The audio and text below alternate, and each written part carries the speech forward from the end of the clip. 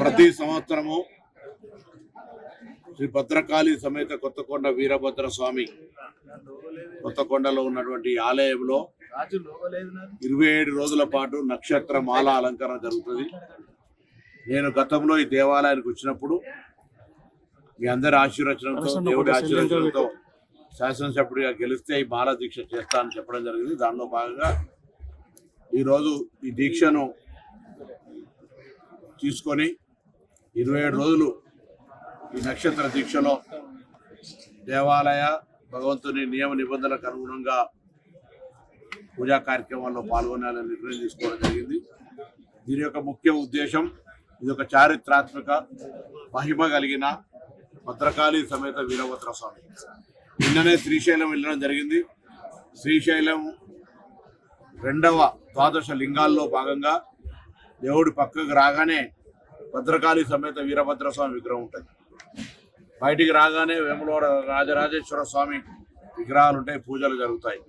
అంటే ఇంత ప్రాచుర్యం కలిగి, ఇంత మహిమ కలిగిన ఈ దేవాలయానికి సంబంధించి ఉమ్మడి కరీంనగర్ జిల్లా కావచ్చు, ఉమ్మడి వరంగల్ జిల్లా, పక్కనున్న ఉమ్మడి మెదక్ జిల్లా, ఆదిలాబాద్ జిల్లా దాకా కూడా భక్తులు ఇక్కడికి రావాలని ఈ దేవుడి యొక్క మహిమ నేను స్వయంగా విశ్వాసం ఉంది.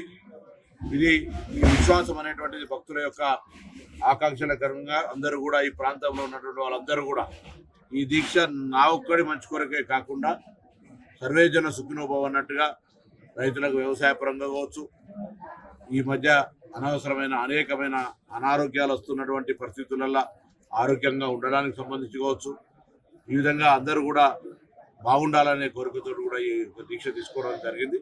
ఈ దీక్షతోటి ప్రాంత రైతాంగానికి సంబంధించిన, ఈ నియోజకవర్గానికి సంబంధించిన అన్ని సమస్యలు పరిష్కరించే ధైర్యాన్ని, బలాన్ని వీరభద్ర స్వామి, కోరమీసాల స్వామి తెలంగాణ ఉద్యమంలో కూడా మేము మాకు తెలంగాణ కోసం కొట్లాడే ధైర్యం ఇవ్వని అనేక సందర్భాలు ఇక్కడ ప్రార్థనలు చేసినాం. ఇలా ఈ నియోజకవర్గ అభివృద్ధి, రాష్ట్ర అభివృద్ధి మంత్రిగా అనేక కార్యక్రమాల్లో ఇక్కడ కూడా అధైర్యపడకుండా ధైర్యాన్ని ఇచ్చి అన్ని కార్యక్రమాలు విజయవంతం అయ్యే విధంగా ఆ భగవంతుని ఆశీర్వచనం కొరకు ఈరోజు మాల అలంకరణ చేసుకోవడం జరిగింది. ఈ మాల అలంకరణ ద్వారా సర్వేజన సుఖినభవ అందరూ బాగుండాలని మరొకసారి ఆ వీరభద్ర స్వామిని ప్రార్థిస్తూ, భద్రకాళి సమేత శ్రీ కొత్తకొండ వీరభద్ర స్వామి ఆశీర్వచనం అందరి మీద ఉండాలని సందర్భంగా ప్రార్థిస్తాం. స్వామి శరణం వీరన్న, శరణం శరణం వీరన్న, స్వామి శరణం వీరన్న, శరణం శరణం వీరన్న.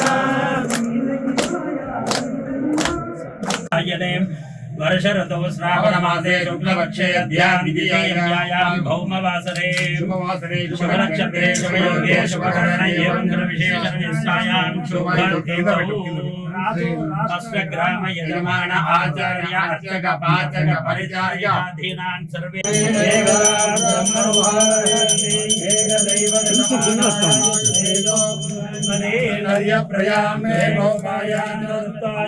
అసలైన తొలి వెలుగు. ఫాలో వాట్సాప్ @తొలి వెలుగు official.